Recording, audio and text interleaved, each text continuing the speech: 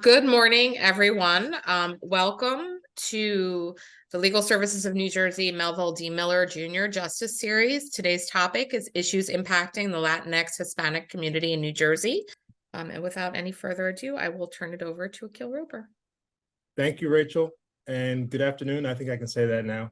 And welcome to Legal Services of New Jersey's Melville D. Miller Justice Series, Issues Impacting the Latinx Hispanic Community in New Jersey.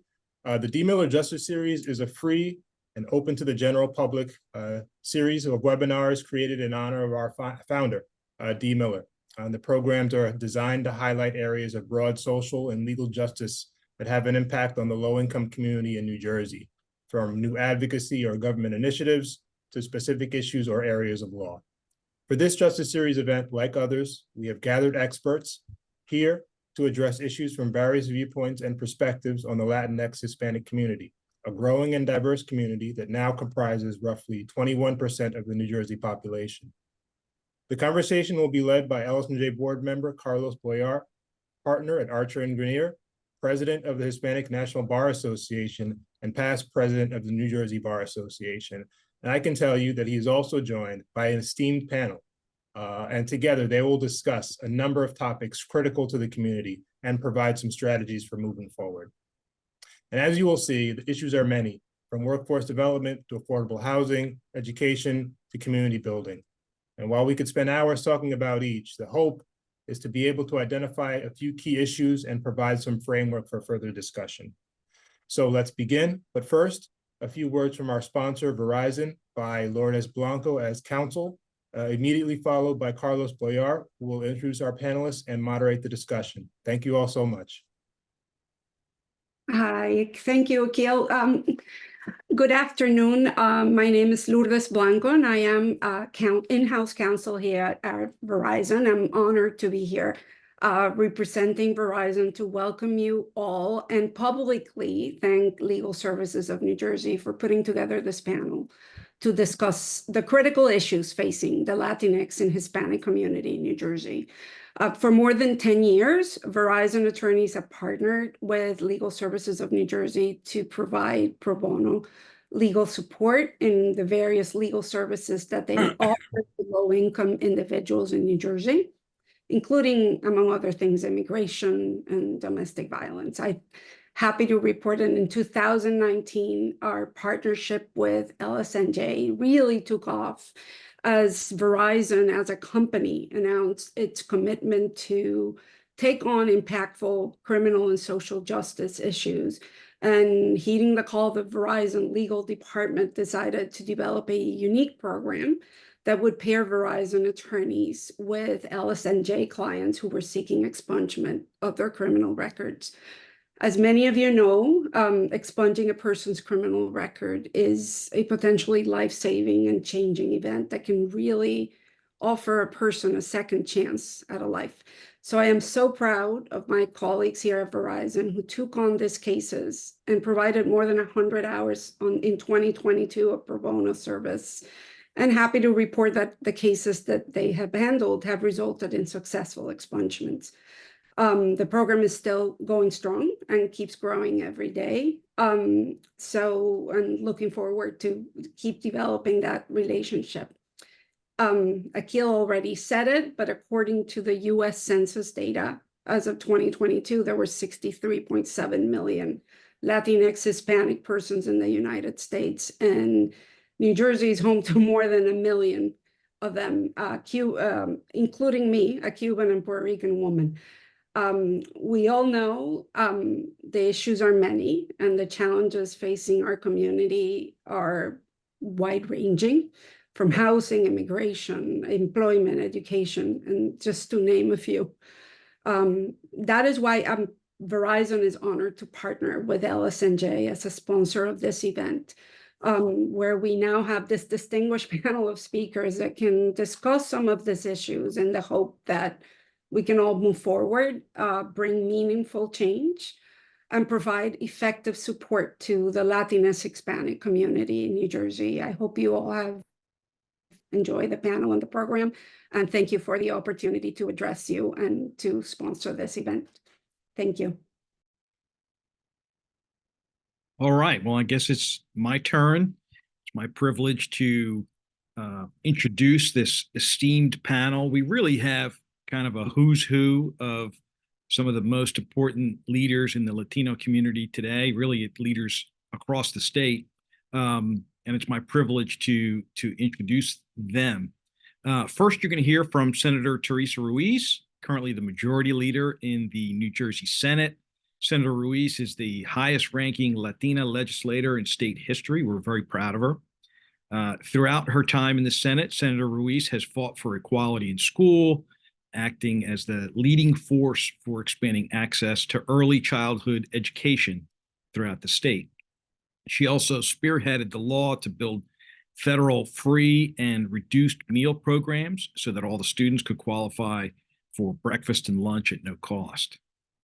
Senator Ruiz is the first person of Puerto Rican descent to be elected to the New Jersey Senate since beginning her term as senator back in 2007. Senator Ruiz has been a true champion for the Latino community, the champion for families and children, and a leading voice in defending equality for people of all backgrounds across the state. After the senator, we're going to hear from Peter Rosario, who is the president and CEO of La Casa de Don Pedro, New Jersey's largest Latinx-led organization celebrating 50 years of mission-driven and visionary service. LCDP provides comprehensive and integrated services centered around three pillars, and I think we're going to hear about those pillars: early childhood, healthy homes, and community empowerment. Peter and La Casa de Don Pedro have accomplished a lot for the Latino community across the state, and lately they have their hands full celebrating their 50th anniversary. 50 y pa'lante. We are very lucky to have Peter with us here today to speak about the challenges facing the Latino community and what La Casa de Don Pedro is doing to handle it. After that, we're going to hear from Ana Maria Tejada. Ana Maria is one of the finest lawyers in the state of New Jersey and considered one of the best employment lawyers in the country. Ana Maria handles labor and employment litigation nationwide and provides counseling and workplace training for her clients. She's a former president of Executive Women of New Jersey, formerly on the board and executive committee of the Hispanic National Bar Association, past president of the Hispanic Bar Association of New Jersey, and many, many other organizations. She has been an outspoken voice fighting for equality for women, the Latino community, and all the underserved throughout the state. Last but not least, we get 2 for 1. We get Felipe Chavana and Jose Ortiz. Felipe is the executive director for Essex Newark Legal Services. Felipe was born in New York City to a Mexican father and a Colombian mother and raised in the South Bronx. Throughout his brilliant career, Felipe has used his legal knowledge to aid the poor and disadvantaged through his work for legal services. In 1989, he became the executive director of Essex Newark Legal Services Program, continuing his work and providing legal aid to those in need. Felipe is a brilliant lawyer and a good friend, and we are blessed to have him with us here today. And again, last but certainly not least is Jose Ortiz, the deputy director for Essex Newark Legal Services. Jose has always been a passionate advocate for equal justice, and he has over 30 years of extensive appellate, trial, and motion practice experience. He has received too many honors and awards in recognition of his work and leadership as a legal services attorney. I can't list them all here, but prior to working for Essex Newark Legal Services, he worked for the New York State Assembly and a community-based organization serving low-income families in the South Bronx. Jose is one of the top lawyers in the state of New Jersey, and we're lucky to have him in the legal services world, and we're lucky to have him with us here today. All right, that's our panel. Let's start things off with the Senate Majority Leader. Senator, we're going to start with a pretty broad question. Can you just... Too broad. Buenos dias. And Carlos, for being a Latino forum, I was hoping to get introduced as Teresa, and you know, but I still have to correct. It's not Teresa, it's Teresa. Teresa. All right. Well, thank you. I appreciate. I'll call you Senator. How about that? That'll be the easiest way. You can call me your friend. Good. Well, let's start, like I said, very broadly. Can you speak a little bit about your work and what you think the critical issues facing the Latino community today? So the reason, so I was really like pushed into this space to run for office, and Ana Maria knows the story better than anybody else on this panel. And it's not unique to to a lot of women and people of color, to be quite frankly, who get in elected spaces. But I knew immediately that once I was afforded the opportunity to serve this in the state legislature, that I wanted to really focus my commitment and time and policy framework to education. It's simply because probably all of you, every single panelist on this 400 plus webinar this morning can share a similar example. My dad went to 4th grade. My mom got her GED when she was here.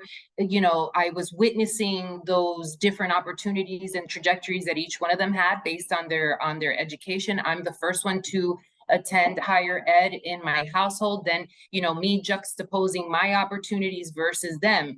And it was clear to me, and has always been clear, that the greatest game changer in this country is accessible to a high quality public school system that affords every child, regardless of zip code, last name, color, creed, race, or who they love, an opportunity to reach their God-given potential. And so for me, all of us will be talking about a lot of things. When I listen to Pete Rosario's mission, I can follow the buckets and all of that, and I can defend it with education.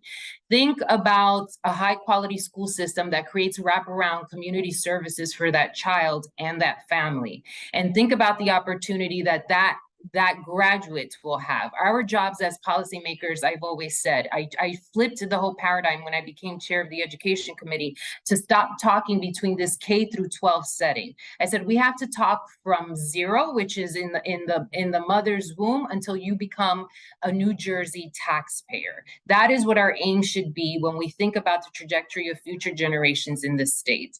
And so my bandwidth of work has been clearly focused on that. The pandemic has not helped. The achievement gap in the state is still deplorable.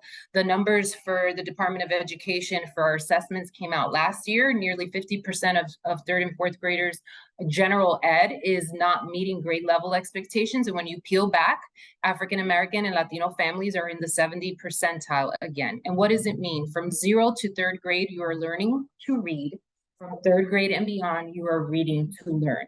We are already seeing this handicap, this dynamic happening right in 3rd grade. And the lack of urgency from any administration in this space is a clear indication that we still have huge systemic barriers that prevent any one of us from starting equitably on a real starting line. And so I'll leave it at that, Carlos, and we can segue if you want, like, prime examples, but that still remains my focus, because you know, there were studies in the past, you know, the jail industry would build facilities based on these outcomes that would come out in 3rd grade. We do understand that if there is a student that is struggling and not reading at grade levels, their academic lifetime will be filled with obstacles on top of whatever obstacles are coming from their household, their community, or their lack of resources. Our public school system should not be another factor in that space. So there is a lot of work that has to be done. And oftentimes governors, administrations, and heads of the department will stand up and say, New Jersey, #1 public schools in the country. And it is true, we do have that designation, but it's a false narrative. Until every single school and every single zip code can hold that banner up, I say we still have work to do. And I would prefer to be the state in the country who closes the achievement gap. Wonderful, Senator. Can you perhaps, you kind of touched on a bunch of issues, particularly reading and education gaps, but some of the ways in which you and the legislature have taken action. What's currently, what have you accomplished in the legislature to be able to close that gap, and what's on your plate now? So a lot of it doesn't have to be policy driven, but some of the initiatives that I put forth and just would do it legislatively, so it would just garner some attention and then pivot any administration or the department to switch to. We had the huge technology grant, which was driven by a bill that I dropped during the pandemic, because as we knew, when our living rooms turned into learning labs, everybody thought it was a great idea, and it was. That was the only way we were going to function and survive in our public school systems. However, they lost sight that most of our families don't have access to high bandwidth, for internet, and don't have a computer. And so, until you have all of us in rooms like that to raise the hand and say, there is going to be a whole factor of students that will not be able to participate in a regular school day because they're not going to be able to conduct business over a telephone. Just understanding those basic things. I have a summer wraparound bill that some districts actually picked up and started doing, which is high dose tutoring. We funded high dose tutoring. We have a kindergarten boot camp. I've been since day one, championing the expansion of universal preschool, because we know the more prepared and equipped a 4- and 5-year-old leading into kindergarten, the better the outcomes are for their academic success.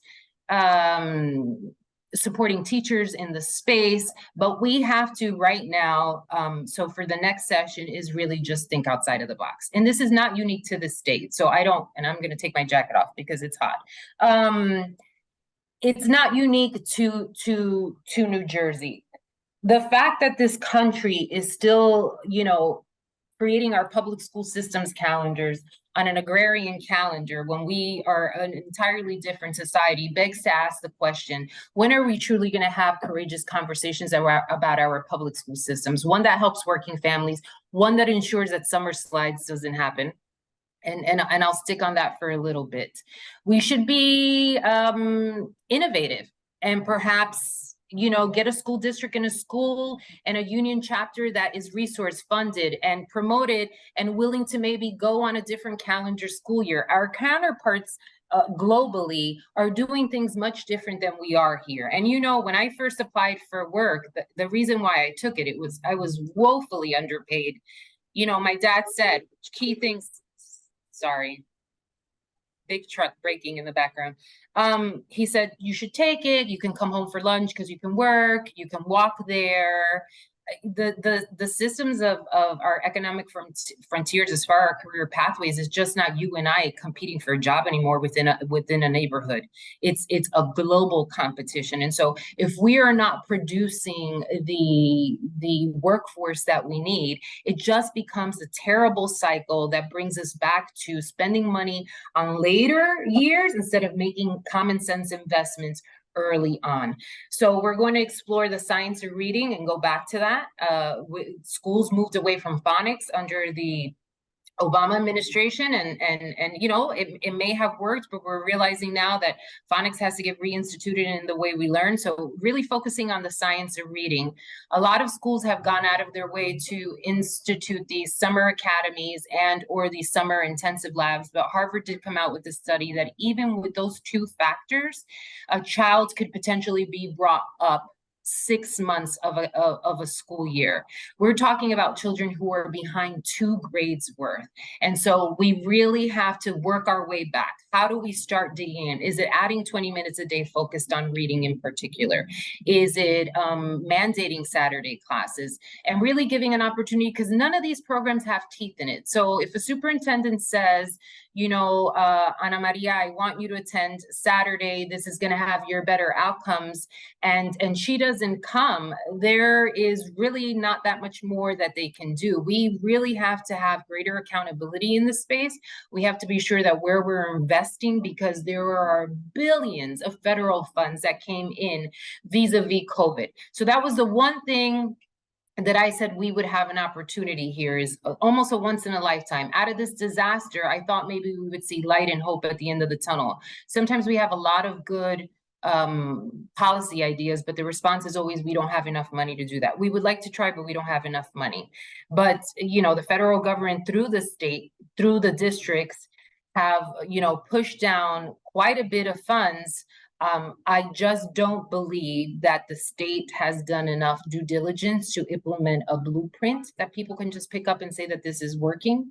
I don't feel that we're giving superintendents enough teeth in certain spaces to be sure that if in fact a child should not be promoted to the next grade, which is a very difficult thing, but it's better to have someone who's prepared than just to be socially promoted. And you know, it's just I use this example all the time. When people during COVID were dying, we were tuned in at 1 o'clock every day, right? We were watching that table of heads of departments talking about, this is where we are with vaccines, this is what we're doing, this is how we're going to do it, and then basic principle steps: stay safe, 6 feet apart, whatever those things were. For me, the numbers that came out of the State Department of Ed last year talking about where our children are requires that same kind of approach. If we do not see what the outcomes will be generations ahead, then we're really losing sight of the broader picture here. Thank you, Senator. Senator, you've had a wonderful career. You're one of my role models, but to get to where you are today, no doubt you had to overcome significant adversity as a woman, as a person of color. Can you tell us a little bit about just your journey and how you overcame what you had to overcome, and you know, some words of encouragement for our audience? So, you know, I think for women, it gets twofold, triplefold. A lot of times we're the only ones in office spaces or in leadership roles by ourselves. And then if you're a Latina, there's even fewer. And so when I first got elected and went down, I had kind of that interpersonal moment where you are trying to figure out, I didn't know what I was doing, right? Like, what did I get myself into? And I was the youngest one on the Senate side. And I already knew that I was going in and the same obstacles that I'm sure that a lot of the attorneys have here and people who are on here that experience, you know, in their own career paths, expectations that people and stereotypes would put on me, right? So I kind of attempted to mitigate those with going out and buying these dowdy suits and figure out, what does a senator look like? It's not supposed to be a Nork girl, right? And trying to figure all of that, and that really was at my emotional expense, because it wasn't my truth. So after like 3 to 6 months, I was like, I can't do this anymore. And you know, I really found my footing. It was like, look, I'm going to get judged consistently all the time. The key here is for people to realize what my worth is and the value that I bring around the table. And I have said that consistently. I was not the best. I was not prepared. I wasn't sure what I was going to do. But the fact that after a decade, and that was only for a little short time when Senator Menendez served in the legislature, we had no voice around that policy decision-making table. And so if it was just for raising the hand to say, you think this is a good idea, but now let me pivot and show you what happens when you're in Newark, 07104, when the mother doesn't speak English, and just lending a different lens, which is why it's so important to have tables that are inclusive of everyone, whether you agree on opinions or not, because the outcomes are better. So it was that kind of internal crisis. And then ultimately I said, you know, this is who I am. And it's been 15 years, but I will tell you this, it's been 15 years and I'm still tried and have to prove my worth over and over and over again, consistently in certain spaces, as if the dossier of bills that I haven't done isn't proof enough, as if I'm new in this space. So I love it. Some people still call me kid, which is great, but it's like, you know, I'm going to be 50 in a couple of months. And so it's interesting. And then lastly, I consistently share this one thing, because it was heartbreaking and infuriating when it happened, but now it's just comical. I was and I know many of you have been down to Trenton. I was in Trenton in that long vacuous hallway when you're entering the state building from the public and the employee side. And someone came up to me and said, oh, we were just talking about you up in chamber a little while ago. And this is a respected lobbyist. And I said, oh, I hope it was good. And I was laughing and joking there. Oh, we thought maybe you should smile a little bit more because it would make you more approachable. And at that same moment, the Senate president then, who was Steve Sweeney, was walking in the hallway. And so I will keep it PG, and I won't insert the 4-letter bombs that kind of flowered and peppered my sentence in response. But I asked, when was the last time you went up to that man and said he should smile often? Because I know anybody who knows Steve, I mean, he smiles because he's if you're friends with him, you know his whatever, but his outwardness has always been kind of the stern figure. And they just stood staring at me, and I was like, and they realized in that moment what had happened. But you know, and it's you still get the question, how do you manage? How do you take care of your daughter? You know, being in the Senate is a part-time position. And my response consistently all the time was like, give 17 things to a woman to juggle, and I will tell you that the outcome will always be much better. Sorry, Akil, I'm not taking digs on all the men on this thing, but we do have the ability to just move the bar, because it's our innate sense to be nurturers, caretakers, comprehensive, good learners, listeners, and members of a team until you really mess with us, and then we have to, you know, pull the mama whip out. You know, very intimidating. Senator, what's the next frontier? What do we have on the horizon? What should we be paying attention to? We should be paying attention. Yes, I'll tell you what the battleground is. We are in a crisis of disrespect in this state currently, I feel like. When there are vacancies and different pathways where we have had voices representing us, we must call attention to the fact that if there are going to be global conversations about future prospects for individuals or opportunities, the Latinas and Latinos must be contended with in this space. That people will not make a decision based on their own priority and what they want, but that we must be a factor when folks are in the decision-making process for seeking higher offices.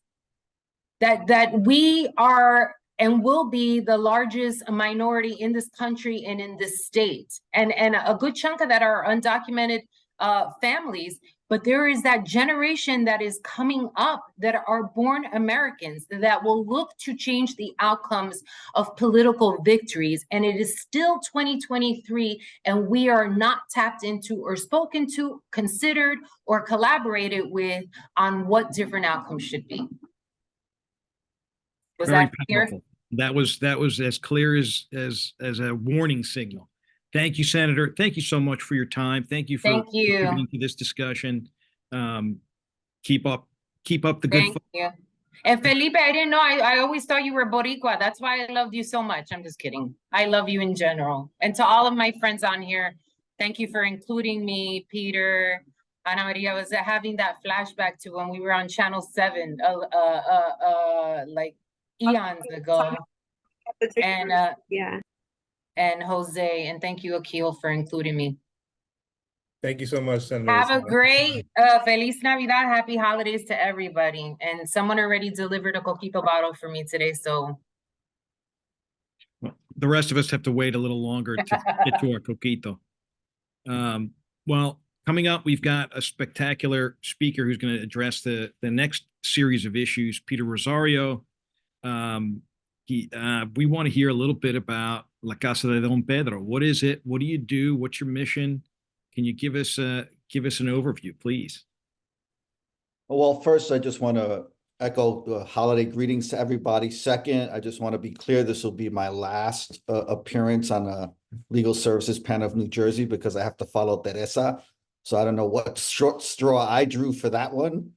But La Casa de Don Pedro, quite simply, was founded out of community rebellion, and our origin story really, actually, I've learned most of it from Akil's dad, Richard Roper, who was there in those days. And basically, after the community rebellion of 67, 68, the Puerto Rican and Black Convention Congress got together and put together a slate of officers to elect Ken Gibson, the first African-American mayor. As a part of that, there was one Puerto Rican candidate at the time. Newark was a Puerto Rican population. They did not get elected in that slate. So Alfonso Roman, who was the president of the caucus of the Congress, Hilda Hidalgo, Mike Rodriguez, all of the founders said, we need a place, we need a house. And that's where La Casa came from. They got the house. And then when they chose the namesake of the organization, they didn't want to say Puerto Rican, but they wanted to basically identify it with Puerto Rican culture and perpetuity. So they chose Don Pedro Albizu Campos, who, as I always say to folks, if there was ever the first Puerto Rican who said Black Lives Matter, it was Don Pedro Albizu Campos, nationalist, revolutionary, and staunch supporter of Puerto Rican rights and Puerto Rican nationalism. From that, we've grown. And in 1974, when actually, it's funny, I turned 50 along with La Casa. It seems like there's a lot of 50s. In 1974, we are going to commemorate the 50th anniversary of the community rebellion for the Puerto Rican community that occurred at Labor Day weekend in Branch Brook Park. And La Casa and our founding executive director, Ramon Rivera Sr., was instrumental in calming that rebellion and ensuring that, and from that has grown this incredible agency, 25 million, a model for the state, centered on 3 pillars: early childhood, and I will be speaking a little bit more to add more color to what our senator spoke about in terms of not just looking at it as pre-K expansion, because there's been a lot of unintended consequences for that expansion, as long as with some collateral blessings that we're going to speak about.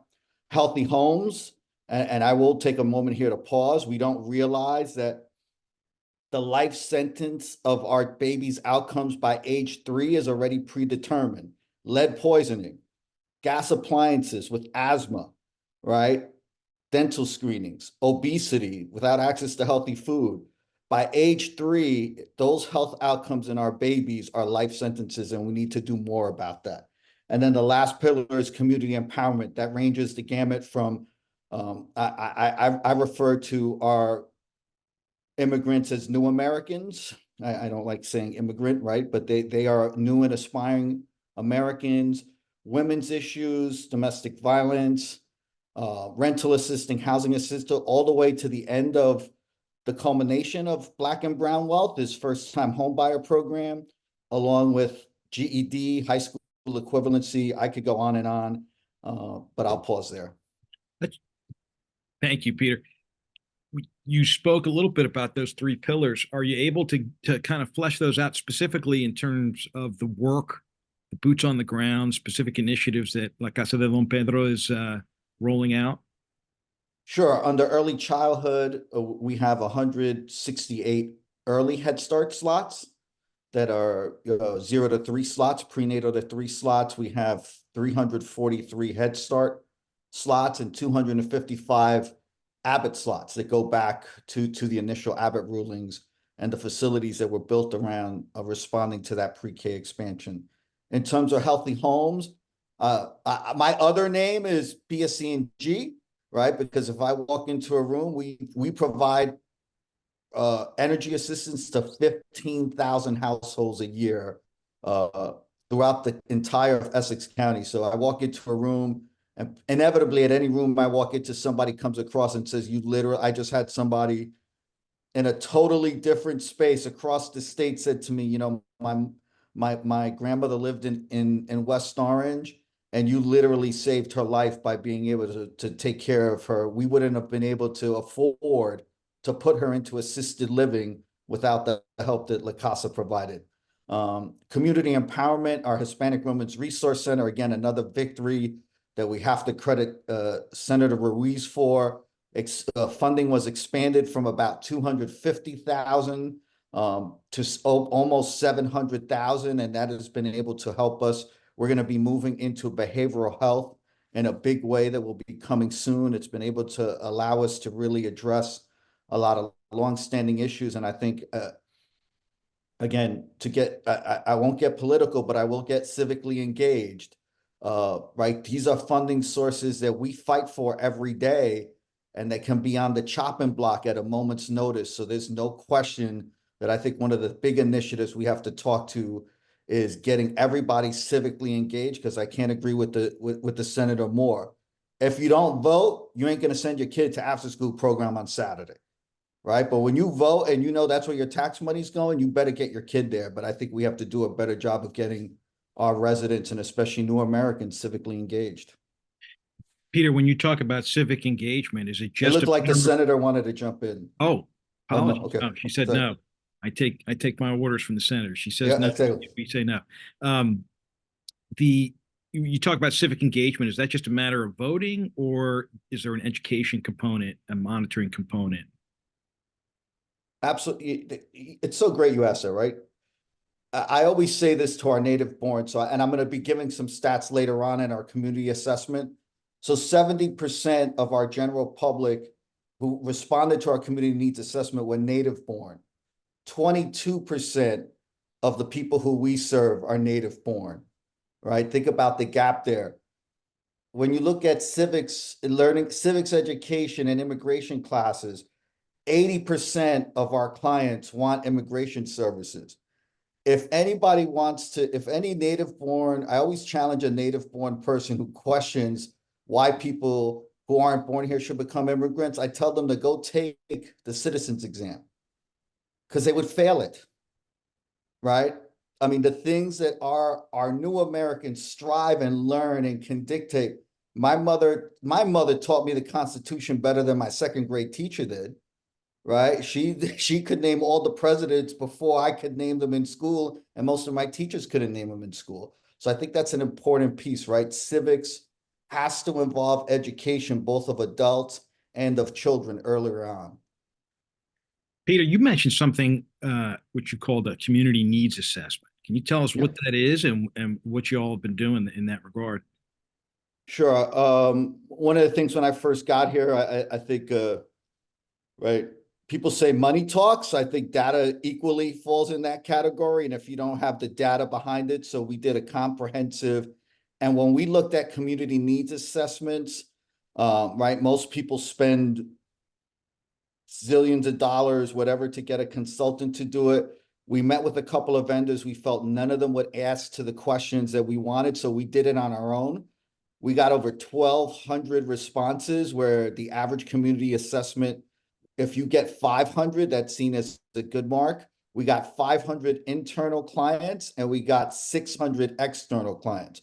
So I can give, if you want me to start getting into some of the stats, because what we wanted to see is who we're served compared to the general public in Newark. Okay. Do you want me to jump into some stats, or do you? Yeah, if you'd like to. Yeah, I would love to hear sure. Some information you were able to glean from that assessment. Again, just in general, because it'll give context. So 44% of our population makes less than $20,000 a year, compared to 26% of the general population in Newark. 33% versus 20% make less than 35,000. So think about that. That's 78% of the people who we serve, new and aspiring Americans, make less than 35,000. We're not talking about New Jersey poverty at this point. We're not talking about Alice. We're not talking about high cost of living. We're talking about 78% of our population and who we serve at La Casa being below federal poverty guidelines. I said 70% are native born. 47% of our clients receive zero government assistance, compared to 9% of the general public in Newark. Let me say that again. 47%, almost half of our clients, receive no government assistance. 34% prefer not to say what their immigration status is, versus only 3% of the general population. And I think it just dispels the myth of right, our new Americans, our folks coming into the country don't want to work. 80% of them want ESL. No, our immigrants don't want to learn English. They need to learn English, and they want to learn English. So we need to dispel that myth too. They want job training. They want job placement. They want to be upskilled. They don't want to wash your dishes and pick your crops, right? So these myths that we have about our immigrant population, I just think has to be dismantled and destroyed and gone at aggressively on a legal level. Very good. Peter, I'm going to ask you the same question I asked the senator, which is, what's the current and future landscape look like? What are some of the issues that you've seen through your work with La Casa de Don Pedro that you think are either they're here, they're in our face, or they're emerging and we need to pay attention to it going forward.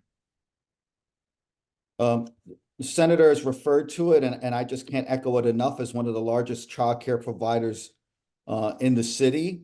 Childcare is on a cliff, and the senator has put more rules in there. Right now, I think 2478 just passed, and Assembly Bill 4177 is on the way. I hope that gets done in lame doc. That would extend the voucher payments through the end of 2025, and then call for a study before you try to take the rates back. That would be such a critical win for the state. And as she said, I know I'm blessed to have her as my senator. I think she thinks she's blessed to have me, except when I send emails at 10:30 at night, which I did last night on this issue. And then she always calls me every morning to say, okay, please explain that to me some more. Please help me. Let me tell you what we're doing. So that's just another victory that we could chalk up to the senator. I think we're going to have to look at how we do pre-K and the relationships with school districts, because I think when you look at the school desegregation discussion that's happening through mediation, that's going to be one of the areas we have to talk about in terms of as we expand pre-K, what does it mean, and the impact that it's having on Black and brown systems of care in our state. And last but not least, I will say this, quote unquote, as one of the men, as a grandfather, I'm blessed to be a grandfather, a dad, a son, and a husband all at the same time. We are not protecting our women, right? The disgusting domestic violence and human trafficking things that are going on. I had to shut down on Friday afternoon. I had to put 2 of my childcare centers on lockdown because a man wanted his daughter to be dropped off at the school building, right? We had a barbershop. We get a call from a barbershop, a mother with an 8 and a 3-year-old running because they had nowhere else to run. And since I'm with a group of attorneys, I will say this. If you are anywhere in the family court system, please have women judges who make these decisions. I have to read these court rulings, these filings in family court, and they are so antiquated, based on male-centric, based on white Christian-centric principles, and do not defend and protect our women the way they need to be protected. So I can't lift that one up more and more as a call to action for our legal community. Peter, thank you for everything that you've done, everything you're doing, everything La Casa de Don Pedro is doing. And thank you for your wise words here today. Thank you. We're going to talk about things from a slightly different perspective. We're going to go to our next speaker, Ana Maria Tejada, who has had an interesting career, fascinating career, has spent a lot of time in the volunteering space and community engagement space, dealing with the issues that the Latino community faces in New Jersey. Ana Maria, welcome. Can you just start right off? What are some of the issues from your perspective, from your practice, from your day-to-day that you've seen or challenges affecting our community? Sure. Hi, Carlos. Thank you for having me. It's a pleasure to be on this esteemed panel.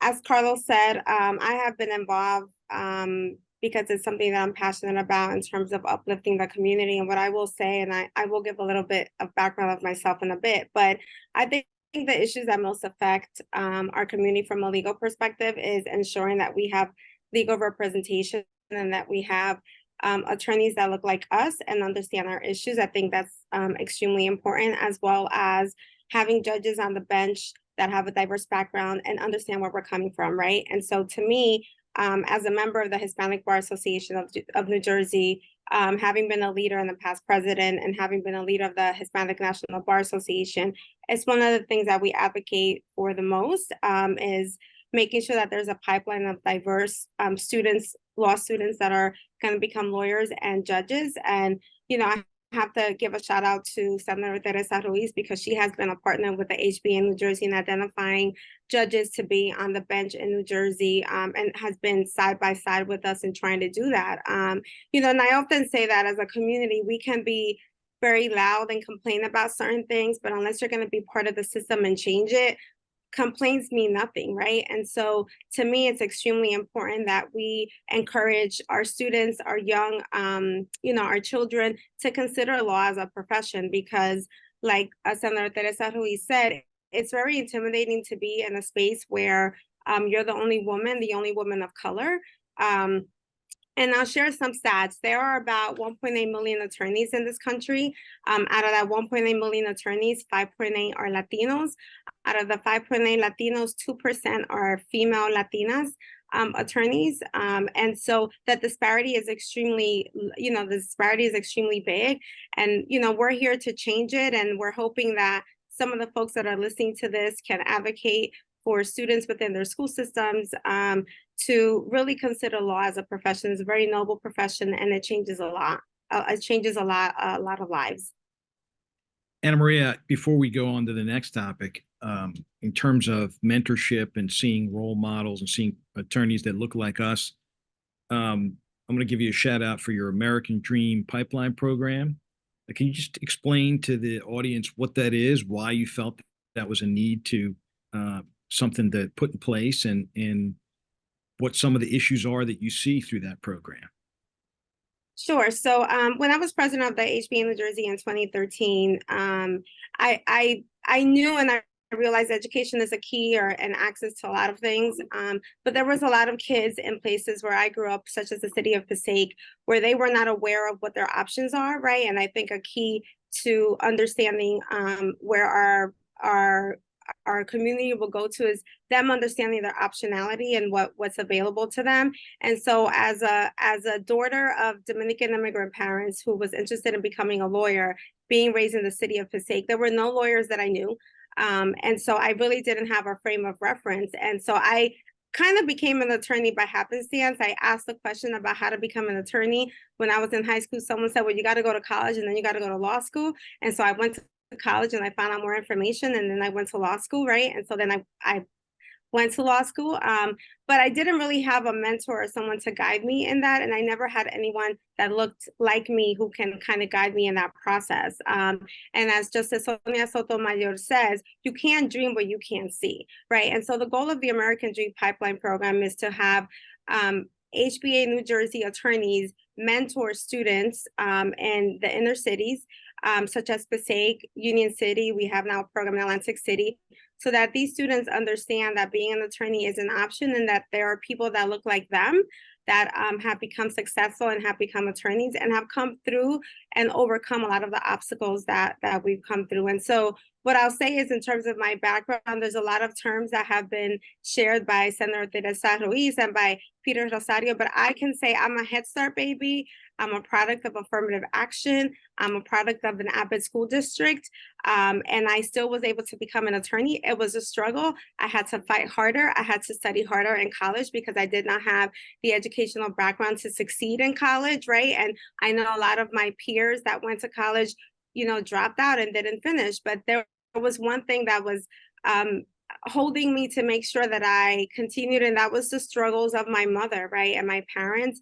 I did not want their struggle of coming to this country to be in vain, and so I wanted to make sure that I was successful. But what I hope to do with the American Dream Pipeline Program is I want these students to be able to look at us as a network, right, as mentors, to be able to guide them. And I'm happy to say that there are a number of the students, the majority of our students go to college, complete college.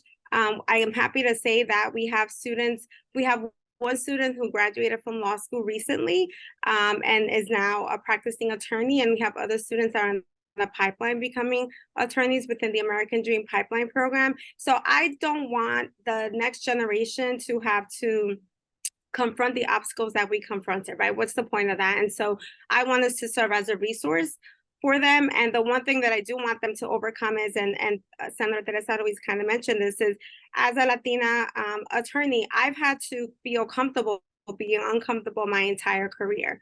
And so that's not a good feeling. And I think with the programming and with the outreach that HBA, HMBA, and some of these wonderful organizations do, the goal is to be able to make things more comfortable for the next generation in an effort for them to maximize their opportunities. Thank you for that. One of the many issues that faces our community and that our community struggles with is race. and colorism. Can you speak a little bit about, I mean, it's a huge topic. We could spend hours on it, but just kind of touch the surface. What are some of the challenges that our community faces when dealing with race and colorism? Yeah, well, I think that the Latino community is not as honest about colorism and about owning or being proud of being Black. We should all know that we come from ancestors from Spain, from Africa, and from our natives, the Tainos, in our respective countries. And so I think that through the course of history, whether it's a result of slavery, a result of institutional racism, we don't really embrace our Blackness. And I will say from personal experience, right, growing up, my hair was always straightened or blow dried. And that's really painful for a 5-6-year-old little girl to be blown their hair out, right? And so I think that as a community, we need to understand what the issue is. And again, I think colorism will take hours for us to explain, but it's basically using race or using certain facial features and hair to kind of discriminate against someone or treat them differently, right? And there's terms that we use as terms of endearment in the Latino community, like la negrita and all that stuff. And while it may come from a good place, the underlying reason is really institutional racism and things that we have been taught. And so we need to understand what the dynamic is, and we need to be better about how we treat our kids. What's considered good hair and bad hair, there really shouldn't be any type of good versus bad. It should all be, what our authentic selves are and kind of embrace our culture. And I'm glad that we are in a state right now where people are embracing the curly hair. Because quite frankly, probably 10 years ago, you would not have seen me in a presentation with curly hair because of the stigma with it. And so I think that we need to be kinder to ourselves. We need to understand what our history is, and we need to embrace the Blackness within our community. And I think it will help us create better bonds and partnerships with our fellow African Americans, in which we have stood, side by side on a lot of the social and civil justice issues. Let's follow up on that exact point. Bridging the gap between the communities within the Latino community. We're made up of a lot of different mini communities, right? Country of origin, race, things like that, religion, but then also bridging the gap with other underrepresented communities, like the African American community, like the Asian community. What are some of the things that you've seen that you think works well? What needs to be done? What's the path forward there? So first of all, I think we need to understand what our similarity is and our struggles. And I also think that the fact that we are in the Northeast and New Jersey, we have a different experience than some of my colleagues nationally, right, where Latinos may not be as prevalent in some other places. But I think the legal community has done a great job of collaborating with the affiliate bars, with the Garden State Bar Association, the Asian Pacific American Lawyers Association, the South Asian Bar Association. And so we have done a great job in collaborating on issues that are important to the community. So we don't only collaborate on issues that are important to us, right? So for example, when Supreme Court Justice Marco Noriega was appointed in New Jersey, all of the bar associations issued a press release advocating and supporting that appointment, right? So things like that. And I'm not only saying, press releases, but being able to work and being honest with each other and having open conversations about how we can help one another. It's not really a competition about what community is better than the other. It's really how can we collaborate and help, because at the end of the day, in my view, right, to me, children are the key. The majority of the children in the segregated school districts in the state are Black and brown kids, right? And so there's no point of us being divided on that issue. We need to be united and figure out ways that we can help our communities, especially our next generation, be able to achieve their best outcomes. Thank you for that. Senator Ruiz, and I don't know if you're going to jump on and say a few farewell comments or not, but one of the things that she talked about was the challenges of being a mother as a member of this community in the legal profession, struggling going forward. Can you speak a little bit about that, Ana Maria, your experience as a young mom in the legal profession, trying to make it with all the extra challenges of raising some children there, and to what extent is that all exacerbated, or things have a heavier or disparate impact on the Latino community? So I said that has led to a lot of therapy in the last couple of years, and that's something that actually we don't really talk about in the Latino community, but it's extremely hard to be a working mother, especially in the context of being an attorney, because the legal profession is very conservative, it's very male dominated, and I will say that the pandemic really exacerbated all of that because we were expected to be 24-hour stay-at-home moms and 24-hour professionals, right? And in my case, when you have a 4-year-old jumping literally on your head and you're trying to present your best self to a corporate client or to your partners, it really does impact your ability to, do your job really well. And so I think society has placed really unrealistic burdens on women because we have had to fit into whatever the man is supposed to do, right? And while we appreciate the opportunity to be involved in the workplace, we cannot do the role of a man the way the man does, the same way that men cannot wear the heels the way that we do, right? Although we could probably have another conversation about that. But the reality is that as women, we're expected to be the primary caretakers, right? But we're also supposed to bring our best selves in. I will say, as someone who I look up to, and I think, she's a wonderful artist, Beyonce said it best, we're strong enough to bear the children and enough to get back and strong enough to get back to business, right? And so, I think Peter mentioned the whole childcare situation. I think it's a little ridiculous that women sometimes are given 6 weeks after they have a child to come back and come back to work. Sometimes they're given 12 weeks, but the reality is if you have a C-section, not even within 8 weeks have you been fully recuperated, but you still have to come back and do your job, right? And so I think there's a lot of unrealistic pressures that are placed on women in the workplace. And if you're in the corporate sector, it's maybe just, I'm not going to say it's more than other areas, but the burdens are heavy, right?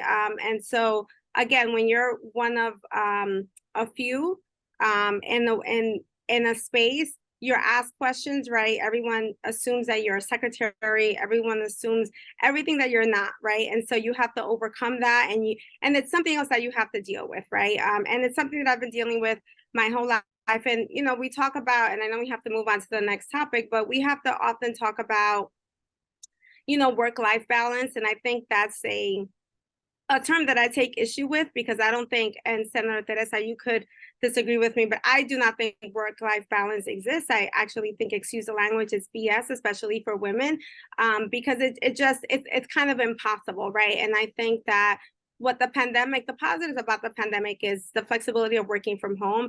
For, I would say, 20 plus years of my career, I broke my back to make sure I was in the office showing my face because that's what was expected, whereas that really was kind of unnecessary, right? And after the pandemic, it's my last child who's 7 years old. He is the first child out of the 3 kids that I have been able to drop off at school and pick up at school, right? Pre-pandemic, I was not able to do that because of my work responsibilities. And so I think we need to have a balance, right, in terms of what came out of the pandemic that can benefit women and they actually benefit all working parents. So I think we need to have a better candid conversation about women in the workplace and really provide women the supports for them to succeed both at home and in the workplace. Yeah, I totally agree with you. Since you pivoted to me, and sorry, Carlos, because we have to echo this 100 times over. And again, not unique to the state, but this country. I recall watching some show, I don't know what streaming service it was, but it was set in England. And the woman is talking to her partner and says, I think I'm ready to I want to go back to work. And then even her friends at some point in time, they're all shocked and they're like, but you still have 323 days left. And I'm sitting there and I was like, what are they talking about? Right? Until I did research. So many other places really support a woman, pre, during, and post birth. And what does that look like? I mean, giving someone the opportunity to bond with their children, when you look at the system in Germany, giving her an opportunity to not solely be at home with your child, offering daycare when she's ready to go back into a higher ed space, to perhaps that when the child is ready to move on to a daycare setting, this woman will now come back into the workforce with a PhD or a doctorate or a master's or a license in HVAC, because all those support systems were there. You know, all these other countries really outrank us in childcare infrastructure, in understanding the importance of all of this. Peter was talking to this before. The fact that we still have to fight to be sure that this infrastructure that helps people like to go to work. I mean, you know, Fortune 500 company CEOs were calling me when the pandemic happened. What are you going to do to open up all of a sudden, all these people who never understood and always called it babysitting were calling on me about this childcare industry that was so critical, because they never understood what childcare infrastructure does for economic development and their bottom line. You know, so there is no balance. I think about the time frame that we are in now. It's the holiday season. I have absolutely nothing done. It's lame duck, and it's like, just this country has to do better by just human beings in general, and understanding what time we have on this earth and what we don't have. But what I will tell you that is important to have, when you have people like Ana Maria and myself in spaces where we're so few and far between, some outcomes do get much better. So I was the only woman, I'm the only woman. Now we're getting some younger people, so that might change, in the history of the state to have given birth while in elected office in the Senate. Crazy. That is just straight up crazy.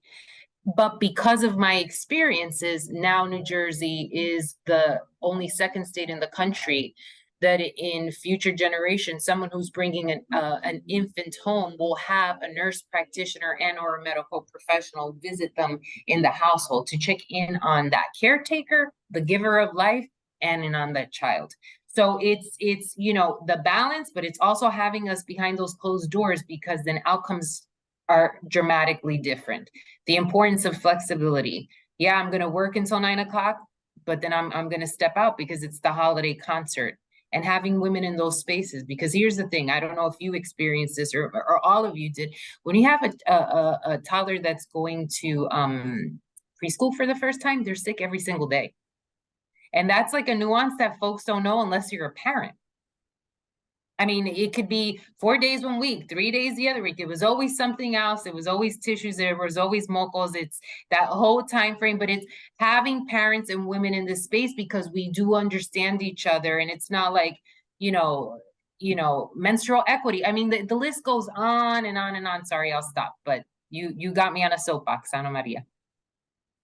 Carlos, can I pick up that ball for a second? Yeah, please go for it. Yeah, and both just referred to this, right? The fact that we reimburse or we pay for childcare because based on attendance, which is just such a fallacy, that it's the woman's fault if the kid doesn't go to daycare or go to preschool, and then they go on a cliff because their benefits get taken away because their kid was sick and they couldn't go to childcare in so many ways. And again, I go back to the DEI discussions on this, and it's just a call to action for the men, right? If this is a DEI space, we don't turn to the Black person in the room and tell us what you think, right? How condescending and disgusting is that in this day and age, right? We as men have to educate ourselves and understand this and be champions. So it's not just quote unquote the woman or the people of color speaking about this. It's important for all of us to take action and speak truth to power on these issues, and not just when it's convenient. Thank you. We're getting into some great stuff. We could spend a couple hours on this topic alone, but thank you, Peter. Thank you, Senator. Thank you, Ana Maria, for all of your contributions here. We're going to move on to our dynamic duo of Felipe and Jose. So hold on, let me move, excuse me. Okay, do I see Jose? Yeah, there you are. All right, we're ready to go. You all bring a slightly different perspective, being in the trenches with legal services. And you've led the regional program, which provides assistance for people low income from the Newark, Essex area. From where you sit, day to day in the trenches, what are some of the challenges that the Latino community is facing that they ask for help from you all from? Well, let me begin that. For me, the greatest challenge that the community, both the African American community and the Latino community, which is largely low income, okay? The people we're talking about in Newark, in Essex County, and around the state are people of color who are low income. And the largest challenge they are facing, and let's keep it real and understand it, it's going to be displacement. The ironbound community in the city of Newark, let's look at it, how it looks today, and let's look at it 5-10 years from now. All right, the same way we can look at the North Ward, we can look at other areas around the state. We saw what happened in Jersey City. We saw what happened in Hoboken, and we've seen what has happened in other places around the state. In New York City, I walk down Alphabet City, and I see low-income Latinos, and I see low-income African Americans. And I say, why are they there? Well, I know why they're there. I'm from New York City. There was a battle, a pitched battle that was fought by people in those communities back in the 70s, the late 60s and 70s, against developers. And that is why today you can walk through El Barrio and you can walk through the Lower East Side and find low-income people of color still residing there. All right? So there's a lot of issues, but to me, the fundamental issue is whether or not people are going to be in this community at all. From my perspective, I feel that the community is going to bleed out through our tenancy courts. We saw it in Hoboken. We saw eviction actions that were being brought by speculators, landlords, working with city officials, working with code enforcement, working with just, and on all sorts of pretexts. There's a river running under the building. We got to clear out the building. Well, we had that one in Weehawken. We saw all sorts of stuff like that throughout the late 70s and the 80s. And you look at what happened, the few success stories that there are, I want to talk about how those came to be. But let's not ignore what is taking place and that the fundamentals around that displacement are in place. And one of the things that needs to be addressed is our judiciary, and in terms of fairness, in terms of not being there to basically respond to the property owners. So it pains me to say those things, but unless they're said, we have, again, I see the community bleeding out right through the eviction process. We do not as a community own the land. We do not as a community own the homes. All right. And we're standing, see the Ironbound. It just started, right? The buildings are going up. Well, guess what? The smaller single-family homes that are being rented in 2-3 units, those are being consolidated. There's a whole bunch of stuff that's about to spring. And we're seeing it because we're getting all the owner-occupieds coming from corporate landlords and all sorts of protectional stuff. We saw it in Hoboken. We saw it in Jersey City before. And so one of the things that, and I think it goes across the board with respect to all of the issues that our community faces, and it faces obviously resource issues, it faces organization issues, and it faces it is the lack of where we can be successful is where we work together across the different sectors, social services, legal, political. People, when you talk about community building, what leads to community building is a sense that participation is going to bring you services and it's going to bring you protection. All right. And if we don't achieve that in all its, people are, why waste time? So I think we can do a better job when we have to do a better job. The success stories come out of real coordination. So sometimes it's the church with social services, with the political wing, with legal services, and it leads to success in the end. Because Felipe, let me just ask you a question. I want to make sure that we allow time for Jose to jump in here. Jose, do you agree with Felipe's assessment? And to the extent that you want to add things to his thoughts, but also, what are some of the solutions going forward? How are some of the ways that we can get around this, or going forward, how we overcome? Well, I look at my life. I was born in New York, Puerto Rican parents.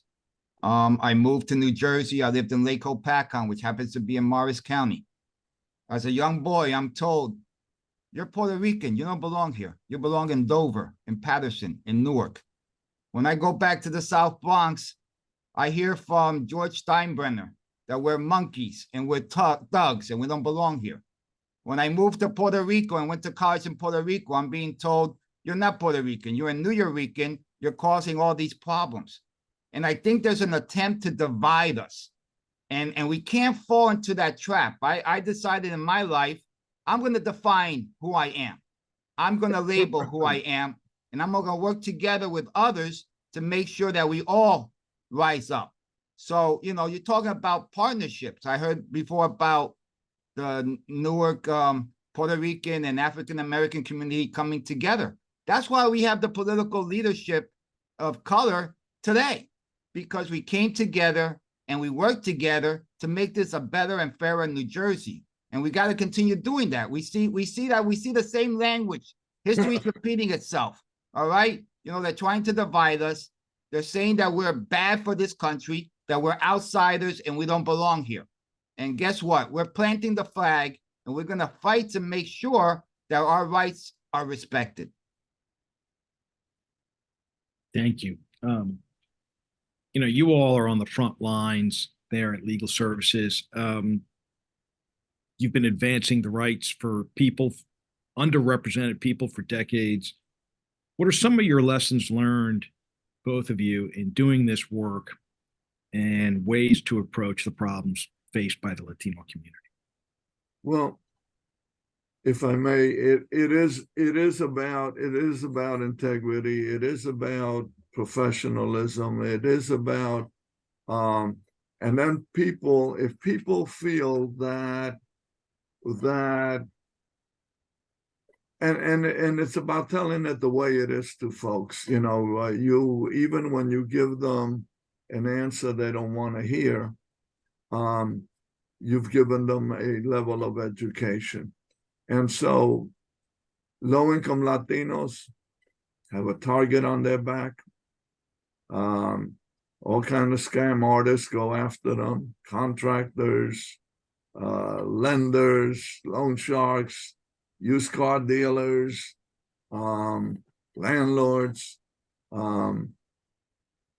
because they feel that people can't defend themselves. And so that's one of the big things. And of course, our community is split largely into, one is people who have legal status, and then a tremendous section who lack legal status. And obviously the people who lack legal status, as hard as life is for low-income Latinos across the board, it's much harder for people who lack legal status. In the area of domestic violence, for instance, one of the things that a woman will face is she turns in, whether it's a husband or partner who's beating her up, who's going to support the family. This guy's going to get deported. He's going to get jailed, and then he's going to get deported. And does she qualify for any assistance? Are the supports there that allow her to take steps to escape the violence? And so those realities of, like, you see it with car accidents, you see it with obviously employment. People don't get paid or don't get paid overtime. Well, you want to complain. You want to complain, you're illegal. All right. And so we have, there was an accident in, I live in Hillside. I spend a lot of time in Elizabeth. There was an accident in Elizabeth, and people witnessed the accident. But the minute the cops came, and so there was a crowd there of witnesses. The minute the cops came, you should have seen people just running for the hills. All right. And again, when I saw it, all I can think of was lack of legal status. You know, nobody wanted the possibility that they might be asked to serve as a witness as to what had taken place. And so, you know, we have those very big issues because, again, like Peter said, a lot of our community is not getting those supports. Anything to, I'm sorry, I apologize, Felipe, we're running out of time. Jose, anything to add to that? You're going to get the final word here before we go to Q&A. Yeah, to add to that is, you know, to be able to do this work as a legal services lawyer or any lawyer, you need to connect with the client. You need to get their trust. And, you know, we serve Essex County, and the Latino population of Essex County is very diverse. We have Puerto Ricans, Dominicans, Cubans, Mexicans, families from Central and South America. So we try to strive within our Latino workforce to have that same diversity so that we're able to connect with the client and be able to understand their situation and try to lead them to safe harbor. So diversity is a very important issue that we all have to try to strive for to make sure that the story is told correctly and effectively to those people in power. Thank you very much. Well said. So I don't know who has been monitoring the Q&A. Akil looks like he's coming off mute. Yep. He's going to take control. Yeah, I'm happy to jump in, Carlos. First of all, I want to say this has been a phenomenal panel thus far. You know, Senator Ruiz, we're honored. It is so important to have representatives that are in the community and listen and care, and most importantly, are responsive. Rethinking education is critical. Peter, you know, those stats were alarming. It's critical that we have community organizations to provide assistance and real help for folks in need. Anna Maria, I can't agree more. Legal representation's got to look like us, and we need a diverse bench. And the mentorship points were all very, very striking. Felipe and Jose, the displacement issues, what can we do as a community come together We need to work together. Phenomenal. There are a couple of questions that came in through the chat, but I'm going to be selfish and ask one of my own. And if folks can jump in on this, whoever feels ready to respond. You know, a common theme that I've been hearing among all the panelists is young people, children. So I'm curious as to thoughts in terms of, we've heard a bit about mentorship, but what ways can young people get involved and get engaged? You know, they're the future, and around the issues that matter, how can they have a voice, help have a voice? Who wants to take that? I'll start it first, and then I'll invoke, I'm sure I'm going to invoke my inner Anna before she invokes herself. It's real simple. It's not on young people. It's on us old hats. We got to listen. We don't listen anymore. We keep complaining about them. They're super talented. They're incredible.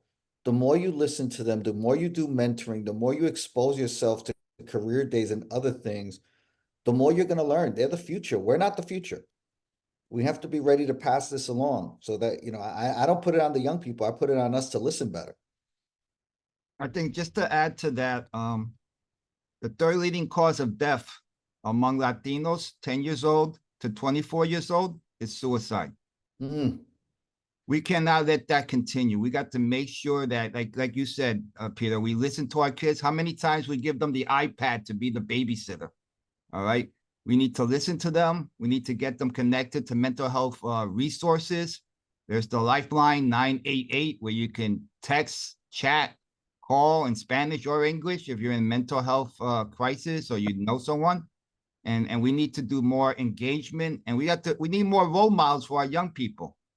We have too many families who are fatherless, and we need to make sure that change. And one thing as a Latino man, it was, I'm trying to be the best husband and the best father I can be, because I didn't have that in my household.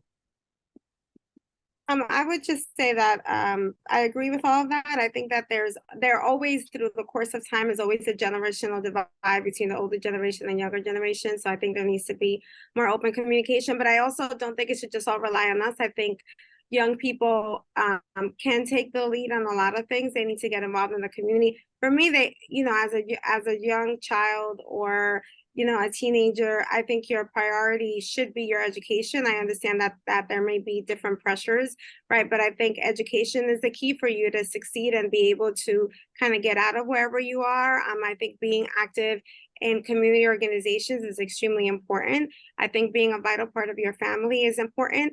I think when you have the opportunity to sign up and vote, you should sign up and vote, right? And I think you should be very active in your community and getting those folks around you to vote, and understand that your voice does matter. But I also encourage the younger generation to, I think there's a belief of, you know, wanting to be happy. And I think that's extremely important. But I would like our community to be a little bit more financially independent. And I think, you know, taking careers in the public interest is extremely important, but I do think that we need to have a seat in the corporate tables, right? In corporate rooms, and we need to have more attorneys. We need to have people that are on Wall Street. We need to have all of that, because our community lacks financial independence and financial support. And I need the younger generation to be able to look at ways that they can get financial and generational wealth, because that's really what's going to be the determining factor and a lot of our progress in this country. Wonderful. Other questions, Akil? Probably time for one more, maybe, or no? Okay, absolutely. Well, I mean, while we're on the topic, very quickly, someone asked about contact information for the American Dream pipeline program that you were talking about, Anna Maria. If you want to provide that. Sure, we will give the email of the organization, and I can also give my email out, and we, you know, can connect that way. Okay, wonderful. Peter, I believe that you also wanted to elaborate a bit on the diversity point. And I'm not sure if Jose talked about it a bit, but Peter, it's your opportunity. Feel free. Believe it or not, this data point actually came from one of the largest banks in the country in terms of getting in the room with the C-suite. I sat at a round table. the top 10 Latinx markets in the country, New Jersey was separated from New York City, and New Jersey is the only Latinx of the top 10 Latinx markets that does not have more than 25% of any single ethnicity as a majority group. We are by far the most diverse Latinx market in the country. So when you talk about colorism and other things in terms of even geopolitical politics, we have to be cognizant of that in mind in terms of our state.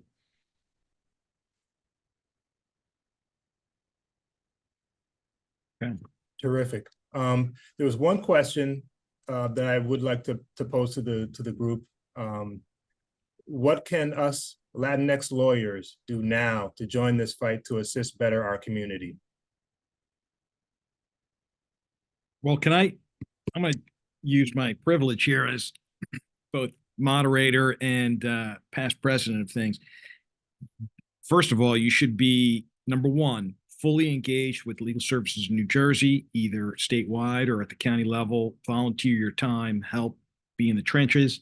The Hispanic Bar Association of New Jersey is always looking for people to volunteer and represent, particularly at the pipeline programs. The American Dream Pipeline Program Anna Maria was talking about is currently run day to day by the Hispanic Bar of New Jersey. And then the Hispanic National Bar, where they're on the front lines advocating, particularly on federal issues, national issues, advocating at the White House, at the senators' offices, things like that. So they're just top of mind, 3 different ways to get involved at the local level, statewide level, and then national level. And just, we don't have to have elected titles or an Esquire after our names. Pete was dipping into this for a little bit there. And I know so many of us are getting pulled in so many different directions, but it's getting civically engaged, and that's much greater than just registering to vote. Especially in our ed systems, being part of the PTA group, right? Just fundamentally understanding that this state and this country must afford every child a thorough and efficient. And, asking questions if you're not satisfied with what your child is getting in that classroom. And I know it's hard because it's a language access barrier. It's time consuming, but I will tell you, and you saw this during the pandemic when there were those suburban groups that came out and were calling on the country on the state, open up the schools back. Then there was this crank up, right, to that the ed systems needed to open their school doors open again. For urban districts, it was much difficult because their buildings are so old. But I mean, just coming from, how much more powerful than to hear a mother, perhaps during a PTA meeting, a school board meeting, or even a committee meeting, talking about what her needs are when it comes to policy and practice. And that person doesn't have to be a senator, a mayor, a council person, or an attorney, but just has to shed light from their own personal experiences, because our colleagues don't hear these stories on a daily basis. They think they're fabricated or it doesn't exist, when in fact, all those stories, doesn't matter what zip code we live in or what part of the state we live in, we are everywhere from one corner of the state to another. We are part of the economic development of fabric that is securing this garden state to thrive and work and live. And Ana Maria Tejada said this, we're loud at parties, we're loud with each other, we're all of that. Somehow when it's something that impacts us globally, we fall under that ay bendito, and our loudness gets quieted to some degree. Carlos, can I just say one thing that Yeah. We're basically out of time, but you'll get the last word here. And I just want to say one thing that I think we need to be more mindful of and educate ourselves on and be more embracing is of the LGBTQ community. And I think the Latino population and community has a lot of work to do on it, based on traditional values and the gender norms that we subscribe to. And so I think we need to be much more open and supportive of our youth, and our, folks that are older that are coming out or experiencing those things. But I just wanted to throw that out there to make sure that we address it. Great. Good point. Thank you. We'll throw that into our next CLE because we barely scratched the surface on this one. Akil? All I got to say is it's been a phenomenal hour and a half. As Carlos said, we could have more, but this has been a treat for all of us. I'd like to thank all of you on behalf of LSNJ, on behalf of Dawn Miller, Carlos. Thank you. Thanks to all the panelists, the training and tech team, the interpreters, Verizon, our sponsor. Thank you all for joining us. Please stay tuned for future programs. Thank you all so much.